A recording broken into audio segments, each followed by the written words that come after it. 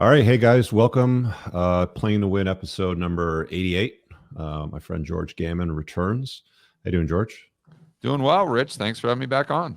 Yeah, it's cool to catch up every, I said last time I'd love to have you on like every 6 or 7 months just to sort of, see what's going on with the markets because, they're always changing and, it's always neat to sort of dive down those conversations. And we talk about more than just markets and economics anyway, because I know that you're pretty red pilled with the way that you live your life and everything. So it's fun to have you on. Before we actually get started, I had a challenge from one of my friends because he saw the post that I put up with the event, and he wanted me to table this for you. Okay. And he said, "Will you ask George how much longer he's going to be completely wrong about the market?" So I said to him, "All right, well, But which anything market? in The stock detail." market? Yeah. Well, I said to him, "So anything in detail that you want me to raise?" And he said, "Okay, so there's so many things, but I'll simplify." So for those of you that are sort of like newer to my channel, like George Gammon, he runs a Rebel Capitalist Conference. He's got a couple of YouTube channels. He talks a lot about economics. He's a real estate investor. He's friends with guys like Robert Kiyosaki. He's a pretty cool dude, right? So he puts out a lot of this content around money and what's going on, and sort of like from the perspective of an unplugged male, sort of looking at the code in the matrix, sort of thing, I think is probably the best way to describe it. Would you say? Yeah, absolutely. Yeah. I mean, what you do with the dynamics between men and women, looking at the code in the matrix, I try to do the exact same thing with macroeconomics. Yeah, with the markets. So he said, so many, but I'll simplify. It's down to two. He goes, that would probably be best to ask off the live feed. He goes, one, does he really believe the U.S. economy, the dollar, and the housing market, et cetera, are going to collapse, or does he just promote conspiracy theories to get clicks? If he actually does believe it, what is the timeline?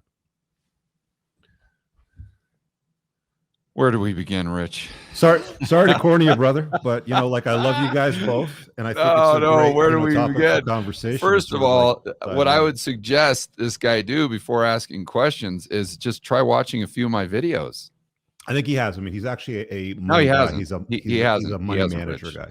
No, he actually hasn't. Okay. The reason I can tell you he hasn't is because I'm not talking about the dollar crashing. Okay. In fact, for the last year on my channel, I've been talking about how the dollar will not crash. Okay. And I've been talking about how most likely go up, especially if we get a global economic recession. And I talked about the dynamics and the mechanics behind the global monetary system, which would prevent the dollar from outright collapsing. Now, in fact, in a video the other day, I argued that even if the dollar lost reserve currency status, it may not collapse because so many dollars outside of the United States are created in a way where the supply creates its own demand. So I hate to get too far into the weeds, but to answer your buddy's question, there's a couple different ways that currency or a dollar can be created. It can be printed by the government, where they actually literally print a green piece of paper, and that would be what I consider a supply dollar. So that dollar is just supply. It's just an asset on someone's balance sheet. It's not simultaneously a liability. But the majority of the currency units, especially the dollars, because the dollar is the world reserve currency, and we have something called the euro dollar system. So the dollar is, represents 70% of global transactions, the way they're settled. So the majority of the dollars are outside of the United States, and they're created by banks lending them into existence.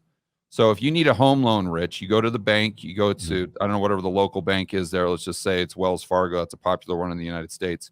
And you take out a loan for $500,000. Those dollars didn't exist prior. They they put those dollars, bam, it's in your account. It's now a liability of the bank. And you can take those dollars and spend them how you please. You buy the house. And then the offsetting asset on the bank's balance sheet is a loan that has to be paid back.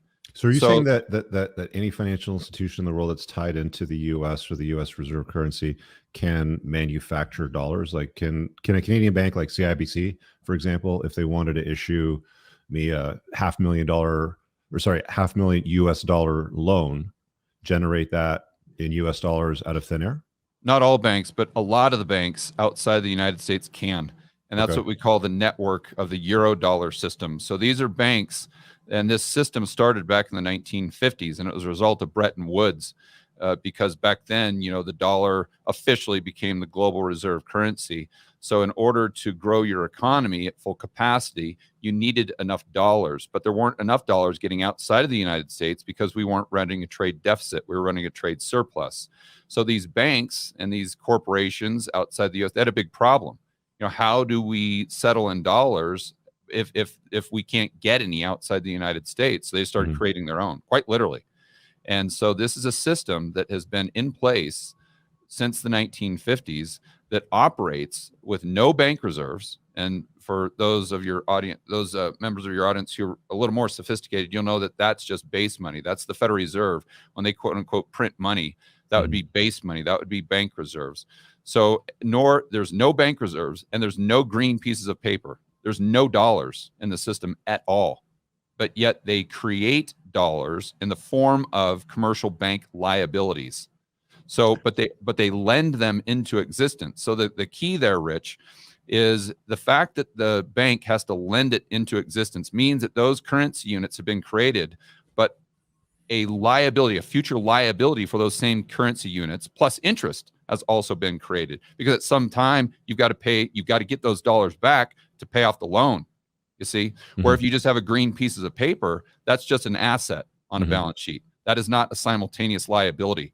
So when you think about the fact that there are 50, 60, maybe even more, I would argue there's probably $100 trillion off balance sheet and on balance sheet globally. Is that number tracked anywhere? Like, is that public information as far as how much? No, it's very, very difficult to track because so many of these Eurodollar banks operate in the shadows. So you really don't know what's on their balance sheet. And you definitely don't know what they have off balance sheet, just interbank.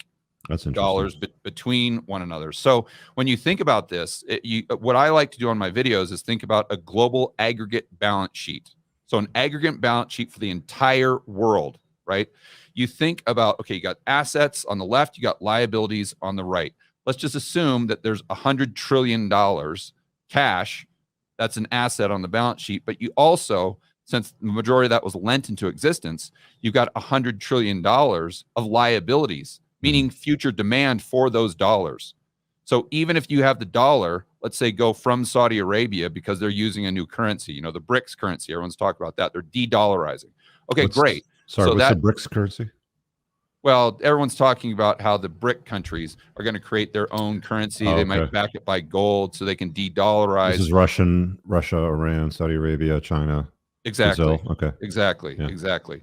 And it's a very good argument. They're definitely de-dollarizing, but that doesn't necessarily mean that the dollar crashes, because even if those dollars leave the balance sheet of Saudi Arabia, they go somewhere else and the aggregate balance sheet doesn't change. And the only way that the liability side goes down is if you pay off those loans, which reduces the amount of currency units that are circulating, chasing goods and services. You see, so I guess that's kind of a long-winded answer that explains the Eurodollar system to a certain degree and the global monetary system. But that's why your viewers, if they're expecting the dollar to crash, it might go down. As an example, if you have an interest rate differential, like let's assume for a moment that the Bank of Japan and the ECB increase interest rates or continue to increase rates, where here in the United States, for some reason, the Fed takes rates from 5% overnight down to 1% or something. So there's an extreme interest rate differential. Yeah, you'll likely see the dollar go down. Right now it's trading at about 103 on the DXY,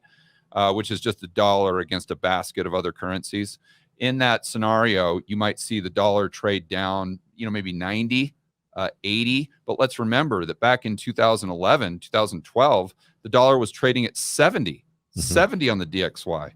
And was everyone talking about the dollar losing the reserve currency status back? No, of course not. And it didn't lose the reserve status, even though it went down to 70. So I think the probability, Rich, is actually higher. That right now, let's say we're at 100, right around 103. I think the probability is higher, especially over the next year, that we're definitely facing a global economic slowdown. I would say maybe even a global economic recession or depression. I'd say there's a higher probability that the dollar goes to 130 on the DXY than going down to 70. And by the way, since we've heard all of this talk about de-dollarization and the BRICS currencies and everything that we've been hearing about in the news, what has the dollar done? It's actually gone up. We started around 101, now it's at 103. I mean, you think that the FX markets, the guys who trade, they don't understand about this BRICS currency? They don't understand about de-dollarization? Of course they do. But you got to look at how people are placing their money, not just what they're talking about. I mean, you say this all the time on your channel in regards to women, but it's the exact same thing with the marketplace. Don't listen to what they say, listen to what they do. Yeah, and if we're looking at how people are actually trading dollars, they're bullish on the dollar. They're not bearish. Is it the same with other currencies like the euro, for example? Can the U.S. manufacture euros out of thin air and generate loans for the European currency in the States? It's a great question. And it is true. So when I say euro dollars, a lot of people think that that's like has to do with the euro currency, but it actually doesn't. It just implies that it's within this network of banks that aren't under really a purview of any central bank, and that they operate kind of, I hate saying the shadows because it sounds like something nefarious, but it's really not. But it is true to your point. They can create euro dollars, they can create euro euros, they can create euro yen for that matter. Interesting. Okay. Sorry, let me go back to the original thing. So you mentioned economy dollar and housing market. So the housing market, let's go over the housing market. Sure, go. So my prediction there has been that we will excuse me, that the prices in the United States will have to revert back down to where they were in 2012. But that's in real terms. So your audience might know this, might not know this. Rich, I know you understand this, but in real terms, you have to adjust for inflation. That's what it means. So I'm not saying in nominal terms that prices will go back down to where they were in 2012, but in real terms, I think they will. And these cycles take a long time to shift. You know, you look at when we peaked out in 2006, we bottomed out in 2012.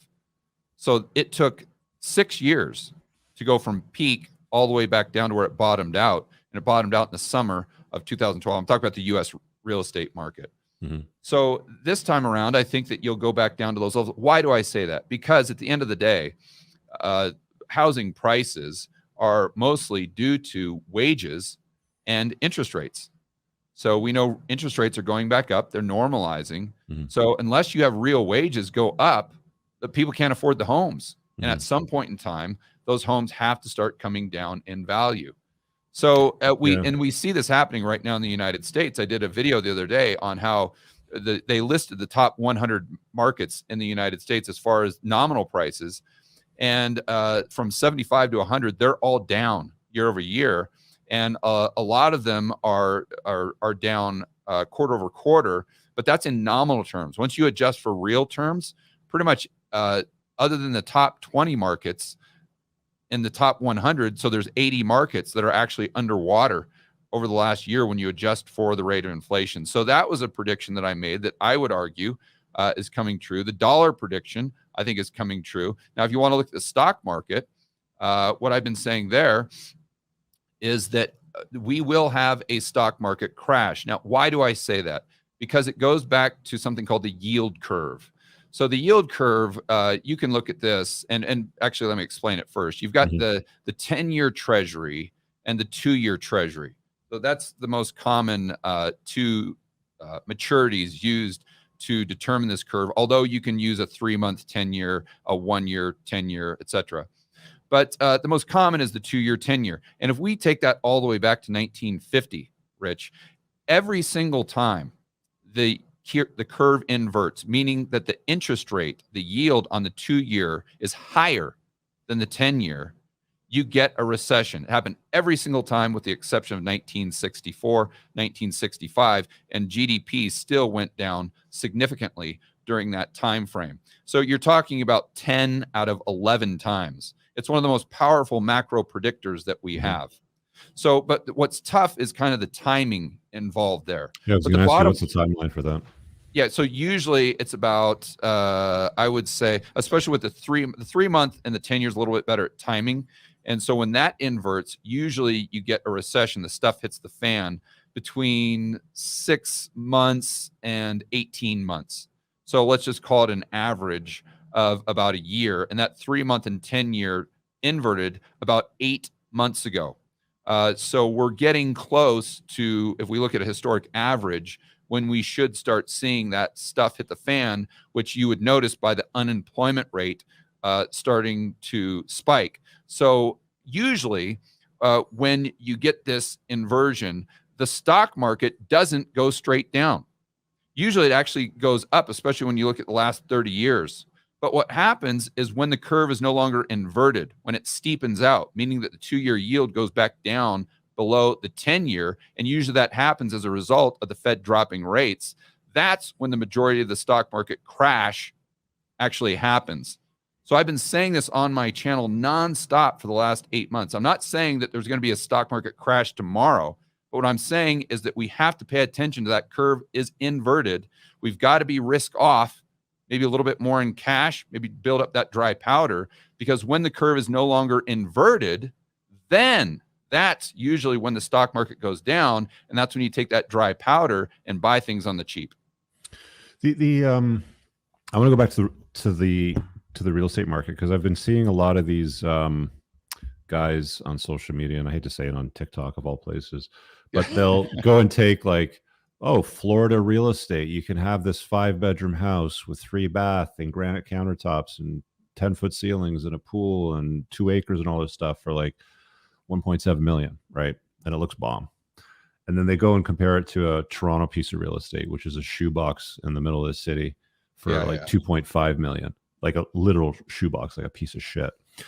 And the real estate market in the US is still compared to the Canadian market, like your dollar goes way farther. Even though the exchange rate's not in our favor, it still goes farther down in the States than what it does over here. Like they've been saying that the markets here should be correcting, or you would have thought they would have done so by now, because they've been saying it for 5, 6, 7 years now. Like, we got to cool this off, and they do whatever they can, and they change foreign investment, so the Asian investors can't be buying property and sitting on them vacant, stuff like this. It never seems to correct, though, right? What do you say to those guys that just keep seeing the trend go up and up and up and up? Like it sort of stabilizes for a bit, skips around, and then it kind of goes up and it stabilizes, and then it kind of goes up, sort of thing. And it's like, with the markets being so much cheaper in the States, still comparatively speaking to a lot of markets, how does that play out? Well, I think that'll play out. Yeah. So first and foremost, I think just because the Canadian real estate market's in a massive bubble, it doesn't mean that the United States market isn't in a bubble. It's just, you're kind of sifting through your dirty laundry and trying to find the cleanest shirt. Doesn't mean the shirt's clean. But I would also kind of suggest the person take a step back and ask, what is my investment strategy?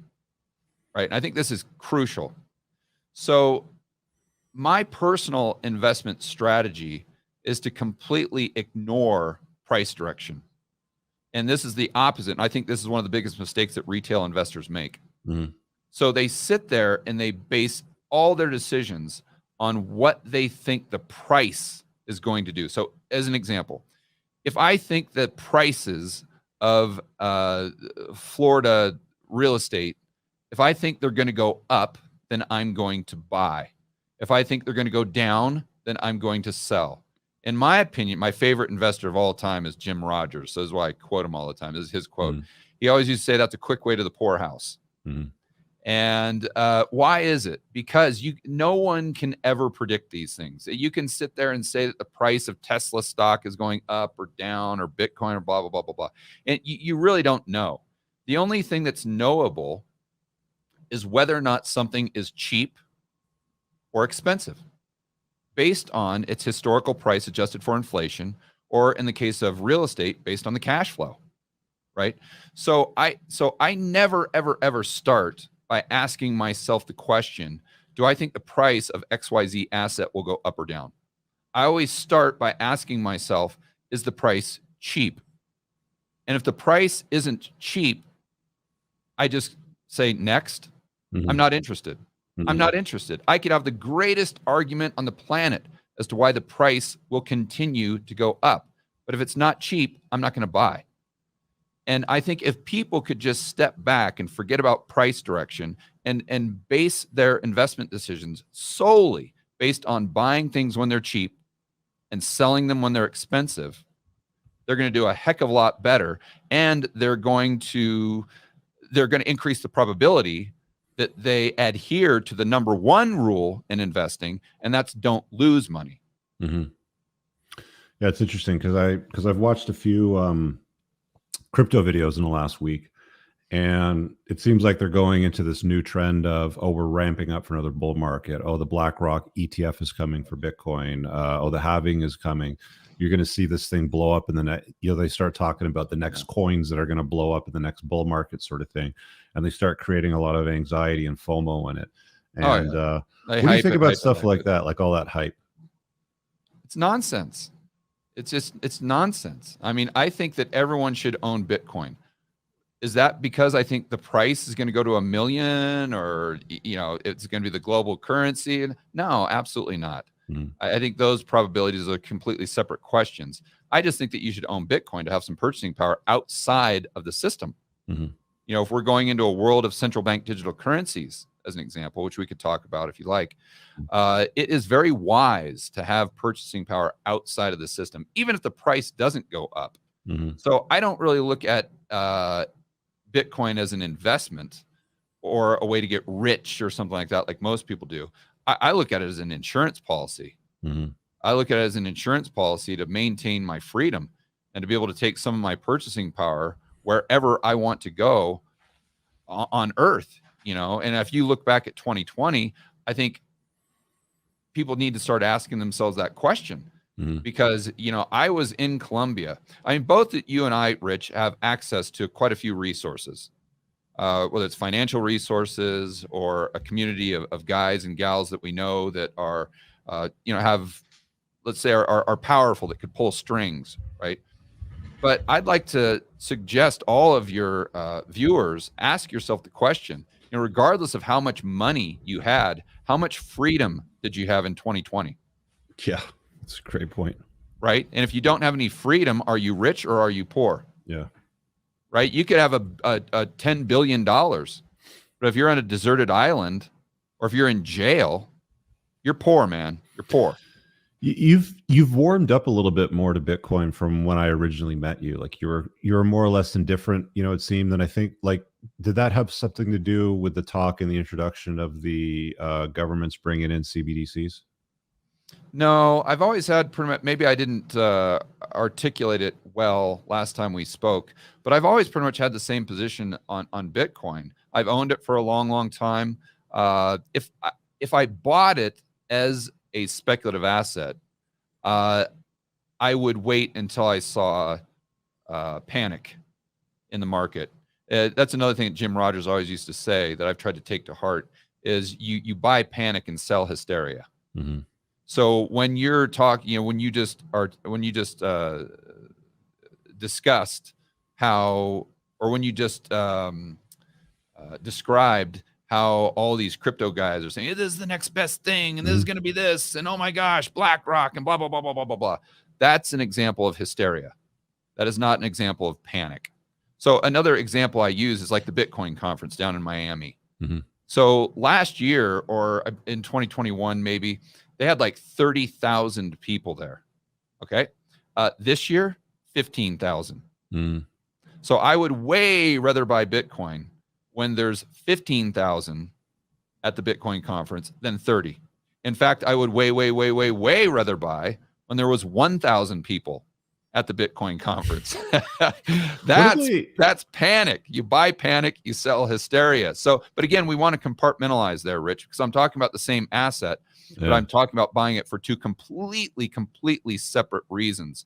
And one of the main things that people need to understand how to do, one of the best ways to have an edge as an investor, is to be really, really good at portfolio construction.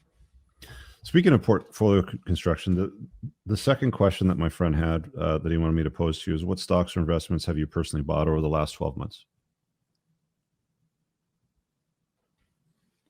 I know that last time we talked, I think you were interested in... The only thing I've purchased in the last, I'm trying to think here, the last 12 months, the only thing I've purchased is gold and T-bills. That's it. Mm. Are you still, because I think you're hot on things like coal and some other commodities. Oh, yeah. Uranium. I think was the other one too. Yeah. Absolutely. But to be clear, I would not buy right now, Rich, because again, you got to think about this, right? You've got an industrial metal, let's say like silver. Silver is one that's very, very popular, within the space. Okay, if we've got an inverted yield curve, it's a 100 basis point inversion right now. That suggests that we're not just going to have a soft landing, we're going to have a hard landing type of recession, something that could be very similar to the GFC. Okay, when that plays out, is that good for GFC, commodities? what's that? The global financial crisis that we had in 2008, 2009. Okay. So if we see something like that play out, which is what the yield curve is predicting, does silver go up or down in that environment? It goes straight down. Does oil go down? Uranium, coal, all of these commodities will go down. So now that doesn't mean that I don't like them long term. Long term, I love them because I think that we are in a huge commodity super cycle. But things never go up in a straight line. So I'm sitting back looking at the yield curve, and I'm just building up my cash position. That's why I buy all the T-bills, because you're getting paid 5.5% just to sit there in a 1 month or a 3 month T-bill and just roll it over and just collect the interest while you're just waiting. And you got that liquid asset, basically a cash equivalent. So I want to sit back and just be patient. In fact, I did a video the other day where I talked about the top, I think the top 3 assets to have going into a recession. And the number 1 asset that I went over in that video was patience. Patience. You got to sit and just do nothing. And that's so hard for people to do because they always want to be out, chasing shiny objects and everything. But no, you have a long-term view. And my long-term view is that we're in a commodity super cycle. So you sit back, you wait, you do nothing, you build your cash position while you're making 5%. And then when things get cheap, because of a recession, as an example, when coal gets cheap, when uranium gets cheap, and I'm basing cheap based on its historic price adjusted for inflation, then you go in and take action. Then you buy. But you got to build up that cash position to have that dry powder to be able to pull the trigger and take advantage of that opportunity. So you're more of a timing the market rather than time in the market guy? I'm more of just buy things when they're cheap. So, so that means I rarely buy. So the last time I bought stocks, maybe this is what your buddy was asking. The last time I bought a lot of equities was March of 2020. Why? Because stuff was dirt cheap back then. In fact, in April of 2020, let's all remember that the price of oil was negative $38 a barrel. So how do you know when something's cheap? When it's negative price, when it's a commodity that the whole world has to have, and it's negative $38. That's when you want to go and buy. And if you just, for the rest of your investing life, if you buy things when they're that cheap and just sit and wait, and then when they get expensive and sell them, don't worry about the price, you're going to make a lot of money. Another good example, Rich, would be real estate. So when I retired in 2012, I started investing in real estate in the United States. And like we said earlier, and I just got lucky, I was looking at charts and I knew that it was cheap, and it was cheap relative to its historic price, and it was cheap relative to cash flow. So I did do that right. But the timing, I got completely lucky. So I pretty much went all in with real estate, but I started selling those properties that I bought in 2012 and 2013. I started selling them, Rich, in 2018. And I gradually sold them one at a time. And I ended up selling the very last one in 2022. Now, did I start selling them in 2018 because I thought the prices were going to go down? I didn't know. Who knows? They can keep going up. I have no idea. Did I sell the last one in 2022 because I thought, oh my gosh, there's going to be a real estate crash? No, that was not part. Now, I can talk about that on a whiteboard video, but that does not impact my decision-making as far as my portfolio. The reason I sold those properties is not because I thought they was going to crash, but because they got to a point where, historically speaking, they were expensive. I completely ignored the price. CBDCs, you've talked a lot about central bank digital currencies. For those of you that are maybe newer to the concept or my channel, like the government is going to tokenize dollars on the blockchain, and it's programmable money. They can program its value, the duration of its value, where you can and can't spend it. They can track where you do spend it or don't spend it. They could if they want to implement climate lockdowns, for example, and you're consuming too much meat or buying things that might contribute to what they might believe harms the environment, they might restrict your access to buying those certain things. So CBDCs are very interesting. Can you talk a little bit more about CBDCs? When do you think they're going to be mainstream? Like, when will we lose paper money and have to switch over to some sort of digital wallet that forces us to transact in their blockchain? So this is a very, very extensive topic. I mean, this is like a 2-hour topic, but if I were to summarize, I would say, as far as the mechanics, I think it's very important for people to understand the mechanics of a CBDC, because when you hear this in the mainstream media or on financial Twitter, on YouTube, a lot of YouTube gurus, talk about this, and they talk about how we're going to come out with this Fed coin as though it's going to be a different currency. We already talked about CBDCs. That sounds different than a dollar. So somehow we're going to get these, dollars that we used to use, and now they're going to be replaced by, let's say, Fed coin. You've got to eliminate that thinking, because that takes you down a path that leads you to very inaccurate conclusions. Okay. What you have to understand is that money itself, the way we think of money outside of green pieces of paper, is nothing but a ledger. That's it. So, Rich, I'm sure you have a few bank accounts. That bank account, that is not money. There's no money being stored for you in their safe. That is just that whole bank, all they're doing is keeping track of a ledger of who owes who what, and all these Arguably, you could say that it exists today. Sorry? Arguably, you could say that central bank digital currencies exist today. Well, there you go. So a thought experiment, right, that I like to do is I ask people, how do you know that you're not spending a CBDC right now? Like, do you think they're going to come out and tell you? Absolutely not. So the point is, a CBDC by definition is when all of these ledgers are consolidated onto one. If they're on just one ledger, then they can do all of these things, all these draconian or Orwellian Big Brother type of things that you described just a couple minutes ago. They can't do that unless you've got everything on one ledger, or the ledgers are at least talking with one another. So you've got the BIS coming out the other day talking about this a global unified ledger in terms of a CBDC. And this is what I've been talking about on my channel for the last 2 years now, right?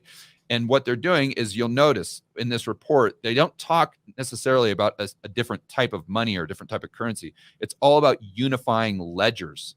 So, and the reason I say this is because there's so many people that I see out there that are adamantly opposed to a CBDC, but they'll sit there, and if the Fed says, okay, well, now instead of your deposits being a liability of Wells Fargo, we don't have to worry about them going bust. You can just move them onto the Fed's balance sheet. Those same people would say, oh yeah, sure, that doesn't sound like a big problem. That, they'd pay me a higher interest rate. Why not? But they don't understand that that is a CBDC, and they don't understand that the central planners aren't going to come out and tell you. They're not going to say, today we're using this new CBDC. Why would they do that when they know that there's so much negative press? There's so much negative PR on social media around the topic. People know that it's Big Brother. So what they're going to do, how they're going to roll this out, Rich, in my opinion, because this is exactly what I would do. If you just put on the evil genius hat for a moment, if you put on your Klaus Schwab hat, you come to the conclusion that you only start rolling out the features of a CBDC. So one of the features of everything being on one ledger is you'll be able to settle transactions 24/7, 365, instantly, all over the world. So I know you're a Canadian. You probably have most of your currency units in Canadian dollars. So let's say that you take a trip down to Mexico. We talked about that trip here. Or you talked about that trip you do annually. So you go down to Mexico, and let's just say that you're down there and you wanted to buy a property. Like, oh man, I love it down here. Great, beachfront.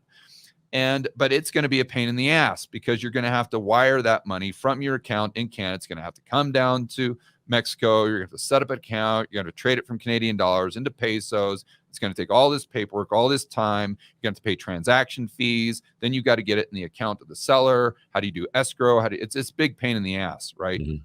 Well, with a unified ledger, the CBDC world, if you will, if you were down there, you would instantly be able to transfer those currency units from Canada down to pesos. You'd instantly be able to transfer them from Canadian dollars to Mexican pesos, and you'd be able to direct them right into the account of the seller, all free, 24/7, 365. So this is one of the reasons why I don't think a CBDC will be thrust upon people. I think they'll actually demand it. I think that they'll love it, because the average Joe just doesn't understand what's happening here, right? So if I'm Klaus Schwab, I'm going to roll out those features just gradually.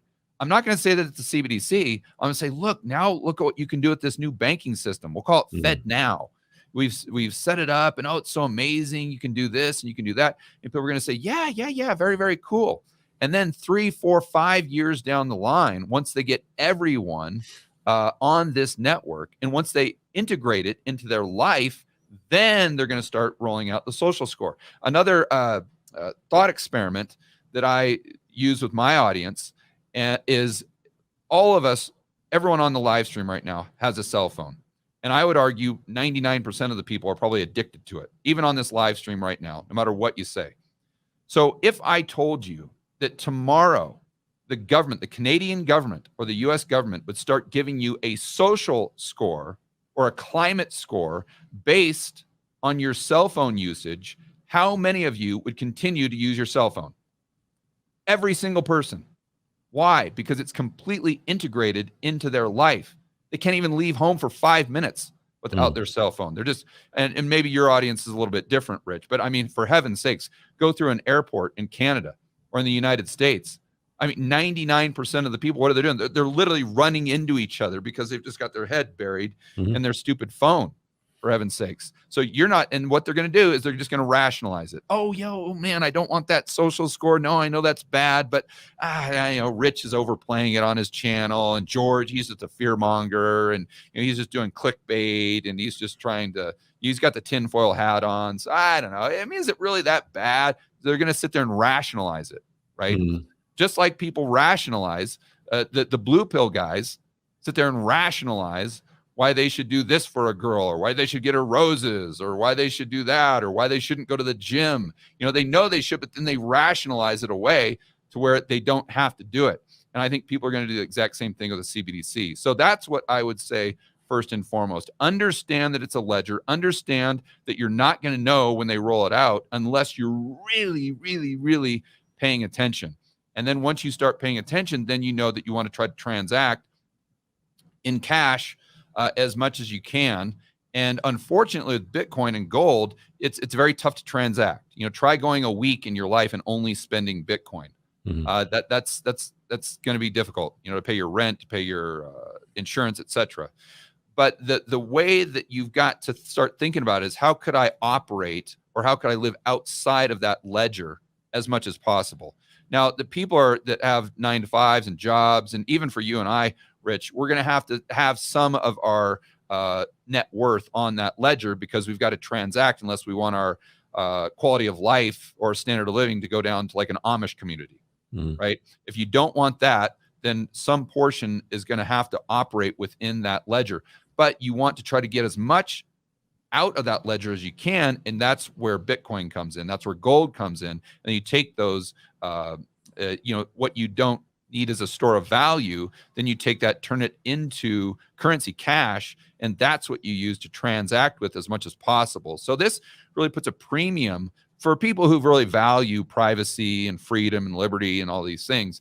It really puts a premium on finding and setting up a plan B or C in countries where the majority of transactions are still settled in cash.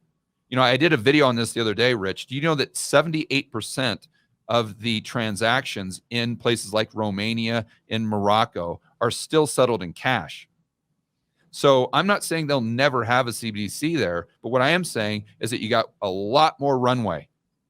And for me, that's very important. So I think I could go talk about it for 2 hours, but I guess I'll stop there.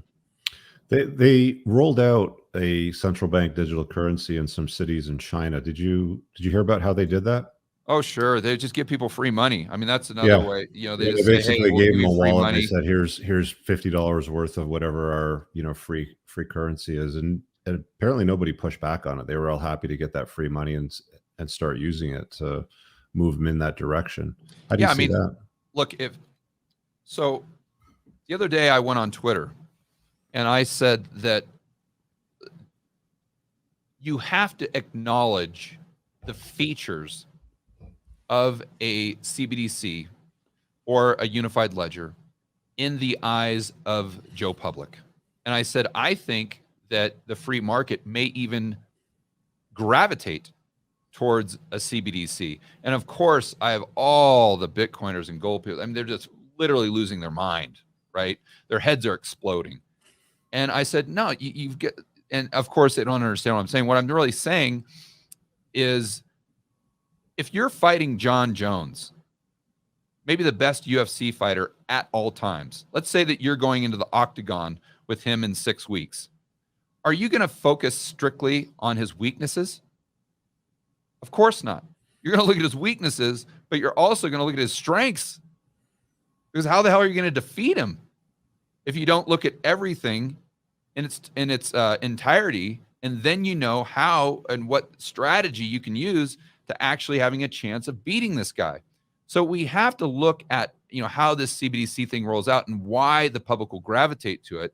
We talked about the ease of use, but then you bring up a great point. They're of course going to roll out universal basic income, especially when we have the next recession. If it turns into an economic depression, we're going to see the same stimmy nonsense that we saw in 2020 and in 2021.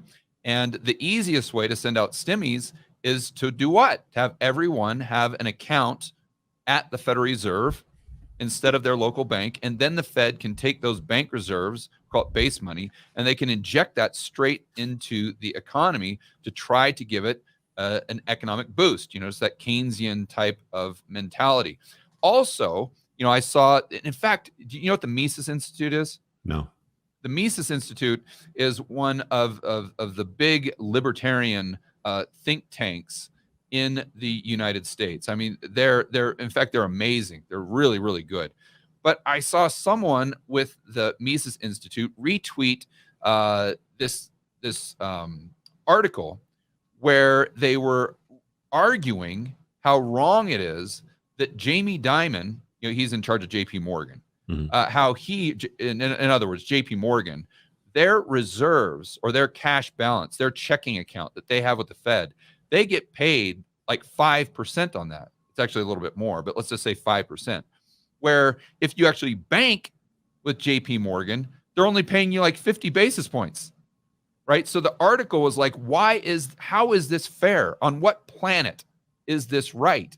No. We should all be paid the exact same amount as JP Morgan or Jamie Dimon. Why should he get more on his cash reserves than we do, the average Joe and Jane? But so the solution there is what? Well, you just move your account from JP Morgan over to the Fed, and the Fed will pay you the exact same interest rate. But what does that do? Now, all of a sudden, you've got the CBDC. So sorry about that. They can pay you whatever interest rate they want. They can issue universal basic income. You have all these efficiencies of the transactions. They can also issue credit based on narrative, not based on merit. Because see, if there's only one balance sheet, the bank can't go bust, right? So the Federal Reserve, they cannot go bust. So if the lending is going through the Federal Reserve and those assets, those loans end up on their balance sheet, they don't care about them getting paid back. Where a normal bank, they have to take into consideration your credit score, obviously, because they have a P&L and they want to get paid back on that loan. But the Fed doesn't fall into that category. They cannot go bust. So and the way I always describe it is in the future, when we go into this CBDC world, Dylan Mulvaney will get a loan with 0% interest, I assure you, regardless of what his credit score is. Where Rich Cooper, it'll be almost impossible for him to get a loan for anything under a 10% interest rate. You see where I'm going with that? Because although you, from a merit standpoint, a bank would far prefer to loan to you, but that's not the way the Fed's thinking. See, they're thinking in terms of politics, and whatever disadvantaged group, let's say, has political favor, they're the ones that are going to be getting the loans. It's not going to be the straight white guys. I can assure you of that, especially the straight white guys that drive cars that get 5 miles to the gallon. Yeah, so they're definitely going to be weaponizing that agenda. So to your point of being able to opt out of it somehow with something like Bitcoin is definitely useful. I made a note here to ask you about FedPay. FedNow. FedNow? Yeah, I think it's FedNow is what you're referring to. No, I'm not sure if we're talking about the same thing now, because I was talking to a few of my guys a week or so ago, and the topic of FedPay has come up, which is supposed to compete with things like PayPal and Visa and stuff like that. It's loosely tied into what I would understand as a CBDC, because it's a way to move money around at a very, very low rate to get you on their sheets rather than using things like PayPal. Yeah. Does that sound? Is that FedNow? Maybe I misunderstood the name of it. It might be FedNow, but regardless, so that in and of itself really isn't a CBDC, because again, your Canadian dollars or my dollars are a liability of a commercial bank. So that's just a way to transact between bank. Now, from bank to bank, or from individual to individual, business to business. But I will say that although that's not a CBDC, that is the back end plumbing. So that makes the transition far easier. So if our dollars become a liability of the Federal Reserve, if they're tokenized, like you were saying earlier, and we have this unified ledger, maybe it's even a global unified ledger managed by the BIS, the FedNow system that they just came out with, or I think they come out with that, it might actually be in July. It's either June or July of this year. So pretty much as we speak, that makes the mechanics, the back end plumbing, a lot easier. Okay. Sorry, I'm just going to catch up on some of these super chats because some of them sort of piled back. Brent Johnson milkshake theory seems to be playing out. RF now. I'm guessing that's right. F and now. Even A. Taggart seems to be describing George Gammon's crack up boom phenomenon. It's playing out. He followed that up. It seems. Yeah, I don't know if it's a crack up boom. I wouldn't. I wouldn't describe it as a crack up boom. He's talking about my good buddy Adam Taggart and Brent Johnson. I would just say that, I just did a video, Rich, where I pulled up a chart that was really fascinating. In fact, I could probably do a screen share and bring it up. If you want me to bring it up, I can. But what it did, sure, throw it up. Okay, let me see if I can do. I think your audience would really like this. Yeah, it'll pop up in a second, so I'll put it up on the screen. Okay, I'm going to do this. It's good. I use StreamYard all the time. So let me go over to my email and pull this up. My research assistant, Josh, by the way, is a big fan of yours. Cool. Let me know when you're clear for me to put it up on the screen. Yeah, so we're good to go. All right, here you go. Can you see this, Rich? Yeah, it's up on the screen now. Here, let me go more full screen, see if we can get that a little bit bigger for everybody. Okay. Yeah, so this pertains to kind of what I was saying earlier, but we've got the past inversions of the 10-year and the 3-month. So again, when that 3-month yield is higher than the 10-year, that would be an inversion of the curve.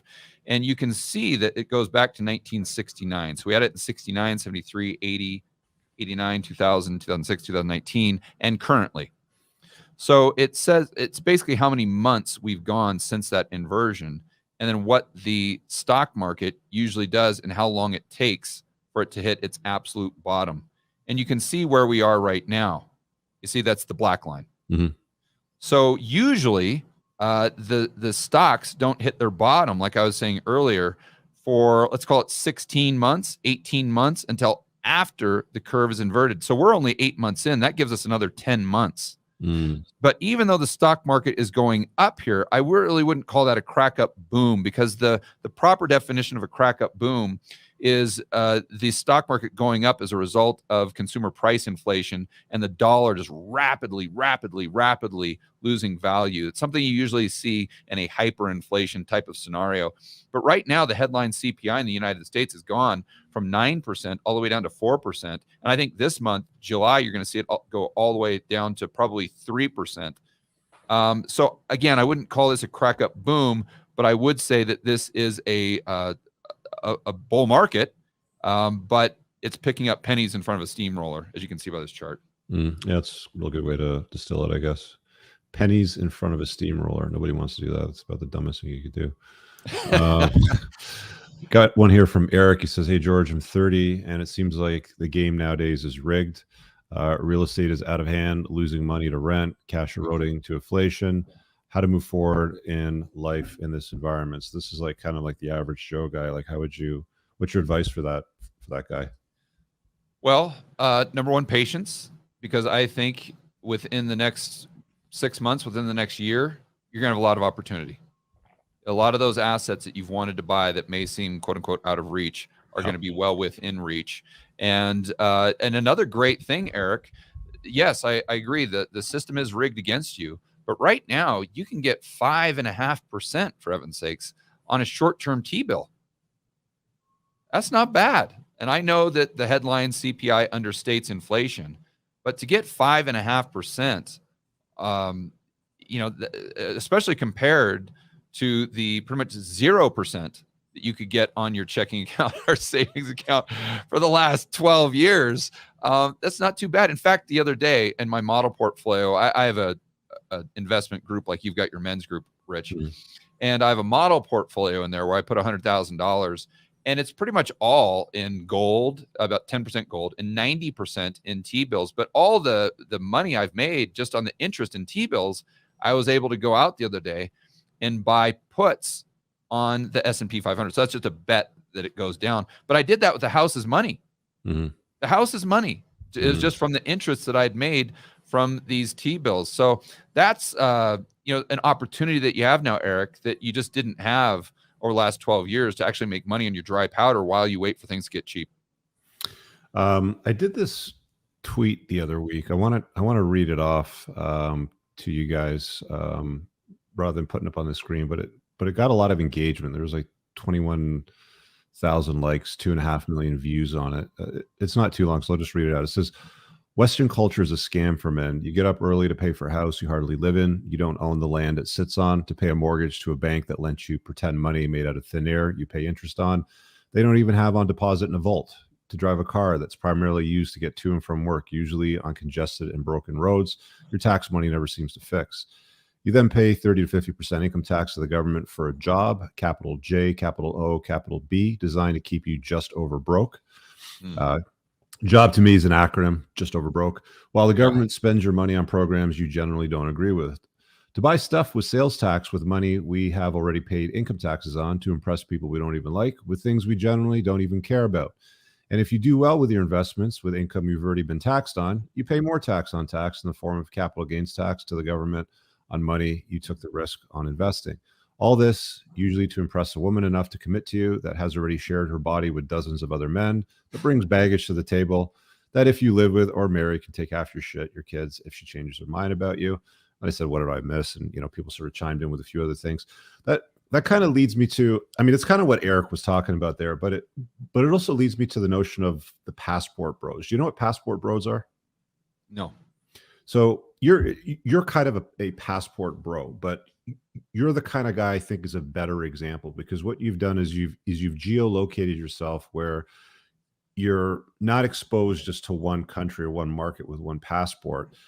You're in Colombia right now. You've got access to different places in the world. You're that guy that I think should be modeled after.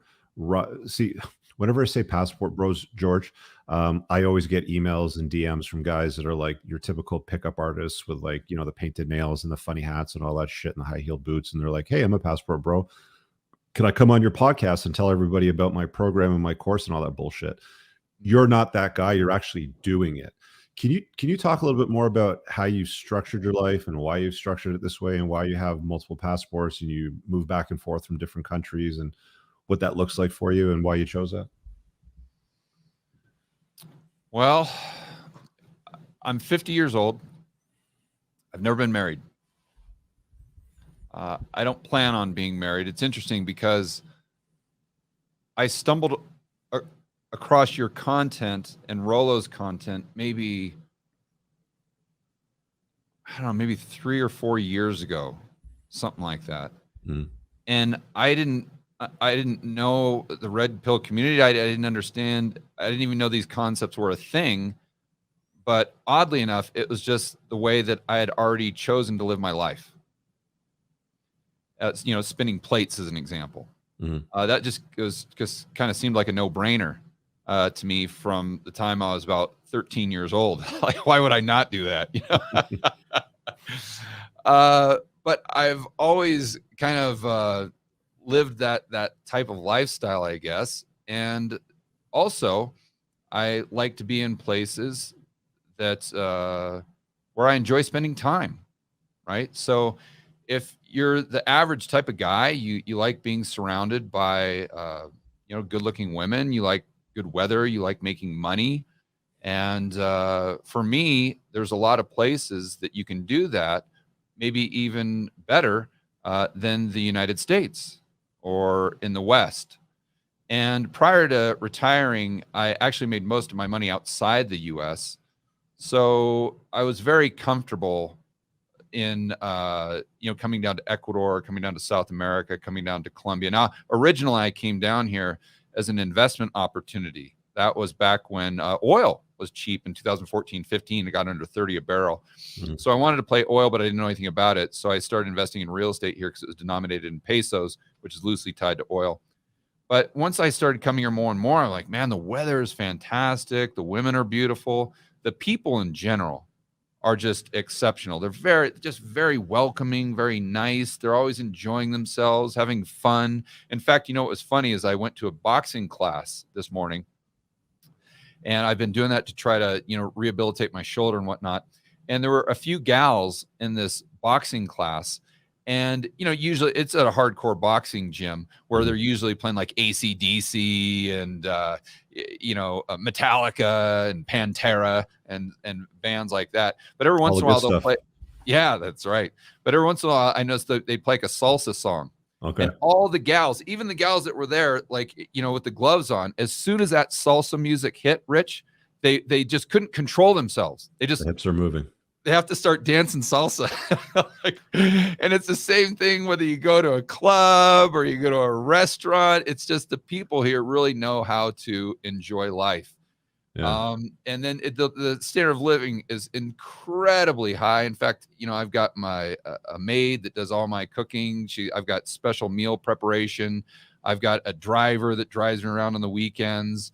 The food is incredible. It's all grown, not all, but a lot of it is grown locally. They've got lakes around here where I always go wakeboarding and renting boats. And I know you're a big boat guy. In fact, that's how I messed up my shoulder, is wakeboarding the other day. I dislocated it pretty bad. But and then you've got access to a lot more. I think the percentage of women down here that would fall into a category of what most guys would consider good looking is way higher. I mean, pretty much higher than I've ever seen anywhere on the planet. I've been to over 45 countries, but it's going to be, night and day difference between like the United States or Canada or someplace in the West. Now, that said, a lot of guys come down here that I'll just try to put it in, kind of red pill lingo. A lot of guys that are like 2 and 3s back in the United States and in Canada come down here and they think they're going to be a 10.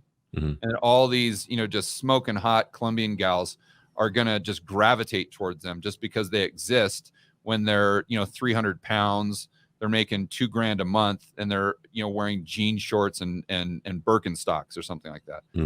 And those guys are going to have a rude awakening, because there's a lot of dudes down here that are alpha, that are very high value guys that are Colombians, not just gringos. So now it is true that your SMV will go up. So if you're a 3 in the United States, here you might be a 4 or a 5, but you're not going to a 10. I can tell you that. You still got to put in the work. You still got to strive for excellence. And at the end of the day, the gals down here are hardwired the exact same way that they're hardwired in the States or in Canada. Although I would argue that they're not as focused on things like social media, which is it's nice. And there are some slight differences there that I think at the end of the day probably make a big difference. But you know, that's pretty much the I never really thought about, you know, designing a life. I just kind of did what I wanted to do, and this is just kind of how it turned out, I guess. Well, it turned out pretty good. I mean, I saw a video that popped up to my feed. I don't know if it's on the homepage or a channel that I'm subscribed to, but you're kind of doing some vlogging, and you're on a helicopter ride to a lake somewhere for lunch, and there was a couple of gals with you and a friend of yours. Yeah. You know, the one that I'm yeah. So is that something that you're doing on the regular now, where you're doing like vlogging on sort of like lifestyle stuff that you're up to in Colombia? Or I'm gonna try. I did those about a month ago, and I was setting up that channel with my research assistant Josh, and I just, you know, Rich, I don't know if you've ever dislocated your shoulder. I'm sure probably some people in your audience, but I did it really, really bad, where I tore my rotator and I tore all these tendons, and I couldn't even move. It was really, really bad. And still I don't have full range of motion. And I heard it about 2 months ago. And about a month ago, I got to the point where I could start like kind of going to the gym and kind of just moving it.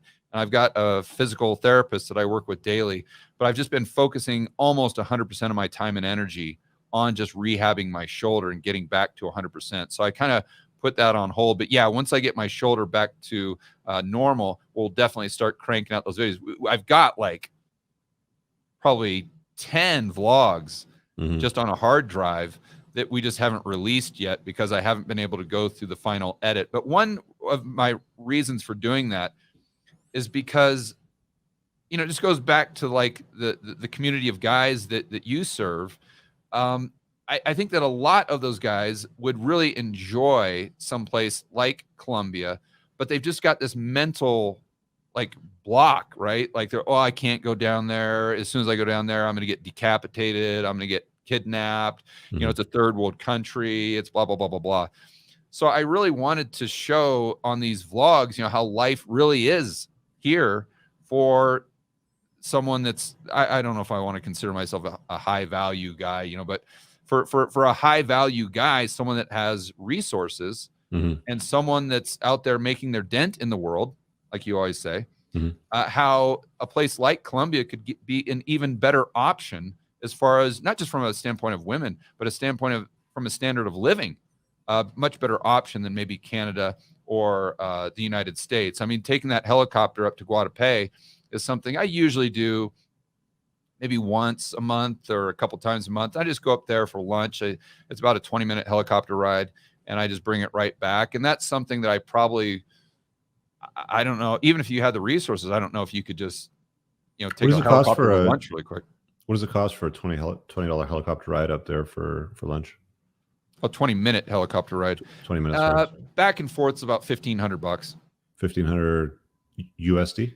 Yeah, USD. Okay. Yeah. So about 1,500, and we leave at like 11, and then we get up there around 11:30, 12, something like that. Have lunch, hang out Guadalupe for a few hours, go to Pinole, do some touristy things, and hop right back in the helicopter. Come back. You're ready to take a shower, go to dinner, and go out for the night.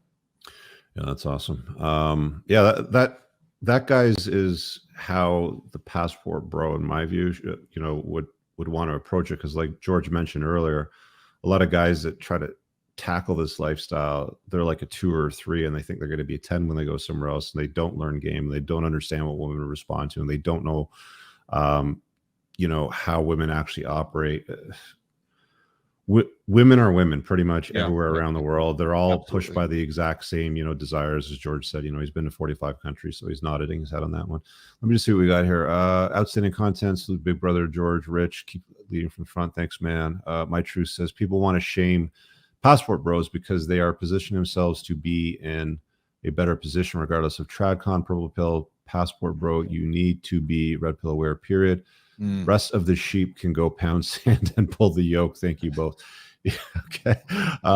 Yeah, most guys do mess it up, and I would discourage you from trying to.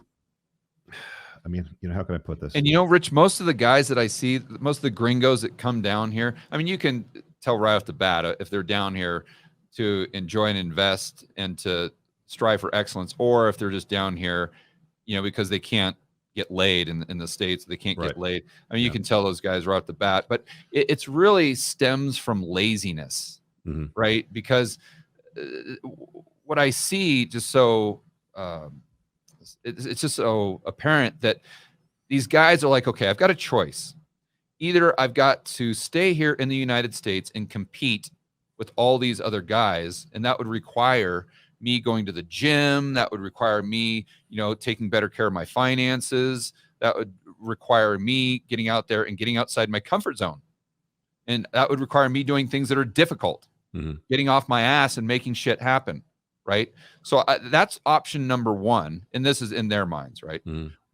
Or they think, or I could just go to Colombia and be a lazy, broke slob, and then I can still have access to the women, in fact, maybe better women that I would have by doing all this work in the United States.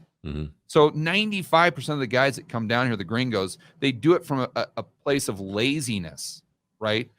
And what they find is that obviously it doesn't work out because they find that, it's the exact same setup for them here, that they're just as much of a loser as they were in the United States. So my main point there is you can find places outside of the United States that may have, prettier gals or maybe a better standard of living or maybe something that you would enjoy more based on your priorities. But the fundamentals of what Rich talks about on his channel, they do not change.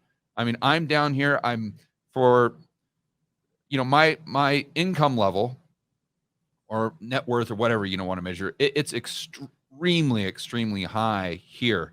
I'm a 6'4" guy, which helps.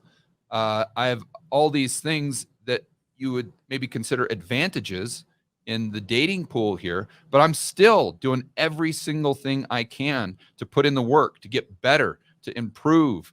I'm always trying to work on my finance, always trying to work on my health, always trying to work on my physique, always trying to get better. And forget the women. You got to do that for yourself as well. That's got to be your number one priority.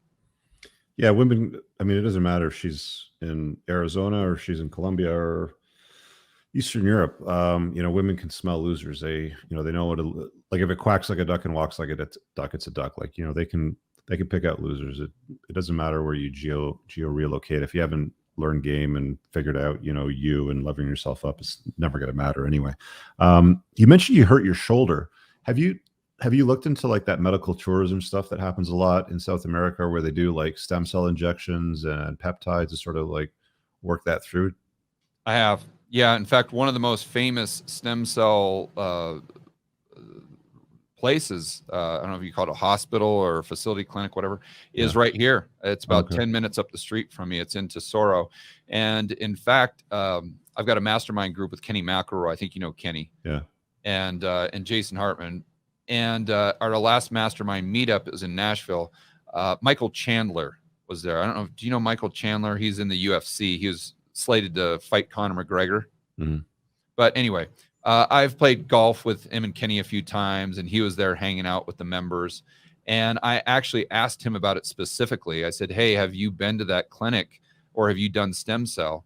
And he said that he had not, but several of his buddies in the UFC have done that. And they've had a lot of success with it. And even some of them, he said, have come down to this clinic in Medellin. And so for me right now, it's kind of my plan B. I've been working really, really hard. I've been going to the boxing because boxing is so much shoulder, So I've been doing that in the mornings. I've been working with my physical therapist in the afternoon. And after I work with my physical therapist, I go to the gym. I do that every single day. How long have you been boxing? Well, I started taking boxing classes back in 2012 when I retired, and I did it for about a year, and then I didn't do it after that. But to rehab my shoulder, I thought it would be perfect. So I've been doing that. And so the bottom line is I got about 2 more months on rehab. And if I'm not at 100% at that time, then I'm going to consider the stem cells like stuff, a plan B. Yeah. Did you ever put yourself in an environment where you had like a competitive sort of fight before you hurt your shoulder since 2012, where you're like testing yourself? No, but I'd love to. I'd love to. It's great. Yeah. I did my first fight. It was like 2 or 3 months ago. And, I've been training for 3.5 years. And I thought to myself, I've been training for boxing. Rich, or? Yeah. Okay. Boxing. So I've been training for like 3.5 years, and I was fortunate enough to have a guy that ran a gym that wasn't a pussy. So when the whole scamdemic thing blew up, he just kept running it. We had like a backdoor code way to get in, sort of thing. Yeah. And I said to my coach, I said, coach, like I've been doing this long enough. Like, do you think I'm ready to actually test this and have a fight? And he said, yeah. So we set it up. I mean, I was expecting him to find somebody, close to my age, maybe like, skill level sort of thing. But he put me up against somebody in his network who's 20 years younger, 2 inches taller, and 35 pounds heavier. Wow, 2 inches taller. You're a tall guy, aren't you? Yeah, I'm 6'2", so he's about your height. He's about 6'4". Wow. And dude, I'll be honest with you, like I was scared, at first. And he gave me this book. The book was what was the title of the book?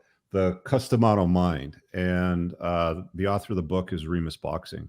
I guess it's some sort of boxing studio. He goes, here, read this to get your head squared away, because it's like the whole fear thing will really get to you. So it's like, you have to reestablish your mindset from fearful to you've trained, you've put in the reps, you've done the work, you deserve the win.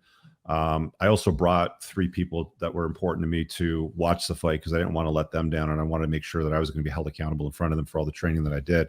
Great. But I can see why people do it now. Like it's, I mean, I only did it once and I just edged him out. Like I barely beat him, but I got in some, that's really cool. Yeah. But I got in some nice shots and it felt really good. It's something that I highly recommend that you do. Like once your shoulder's fixed, to like test yourself out and, just put yourself in an environment where it's 2-3 minute rounds and just do it, man. It's great. It really is.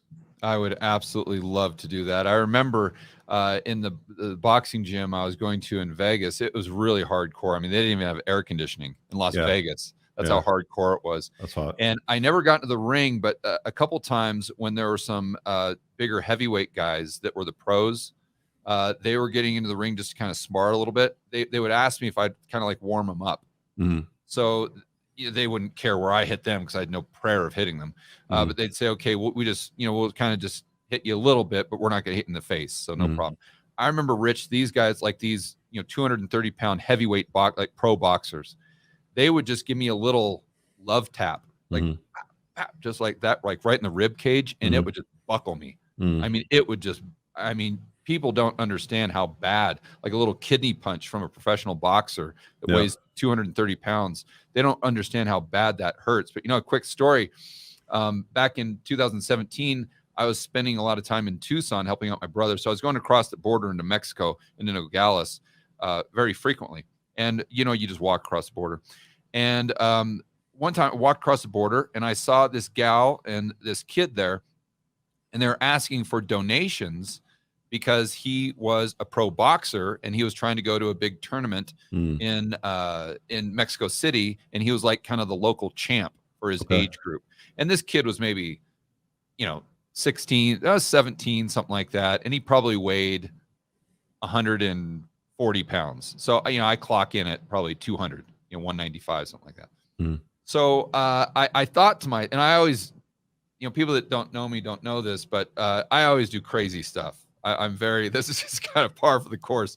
So I went up there and I said, well, how much do you need how much are you trying to solicit, And she said, oh, we need $100 for the whole trip.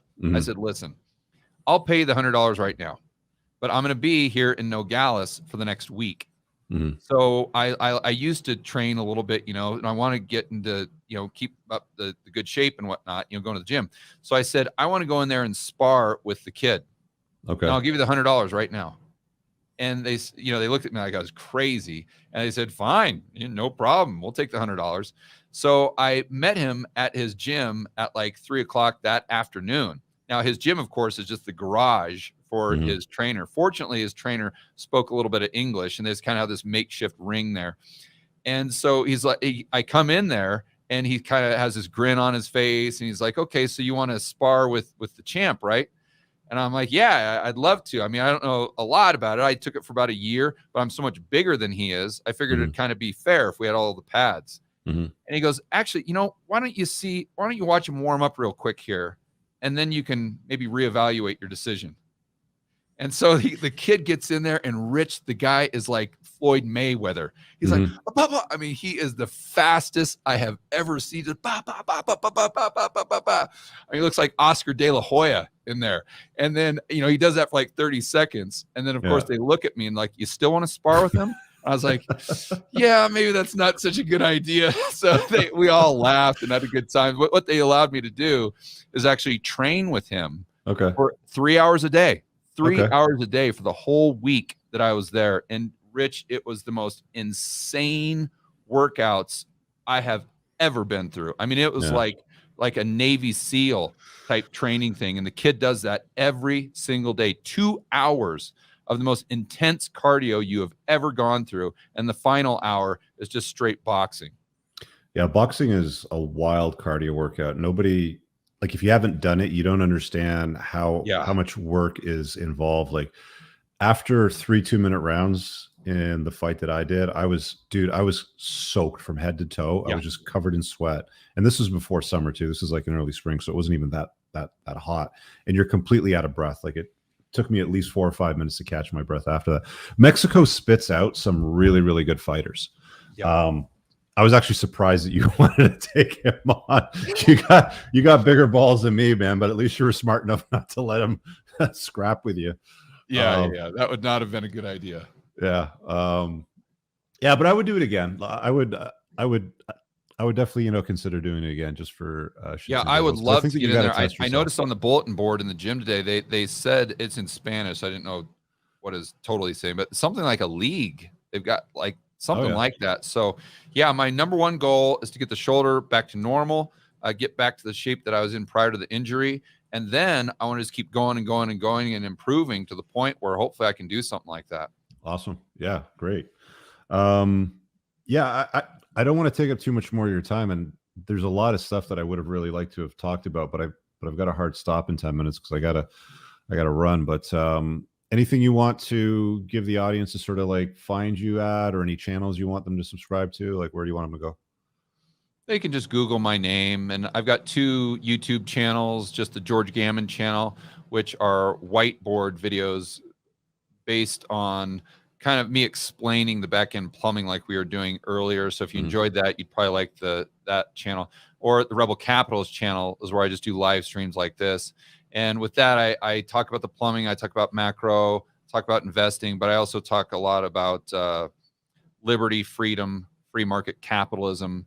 That I originally set up that channel to push back against the mandates that we had in 2021. Yeah.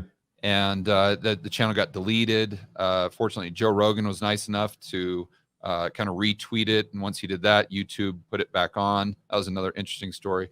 But yeah, and then the podcast is just the Rebel Capitalist shows. You can look up any of those and follow me if you'd like. Yeah, check it out. I mean, if you guys want to get some clarity on markets from George's perspective, I think he does a really good job of trying to simplify it so that it's not complex, and it really shouldn't be complex. I mean, anything that's made too complex in an explanation, it's like, come on, man, like let's simplify this thing down. So yeah, check him out, and yeah, give him a follow. We'll definitely catch up and talk again soon. Maybe we'll do another one in like 6 or 7 months on my channel, but it's always good to catch up and see what's up. Thanks, George.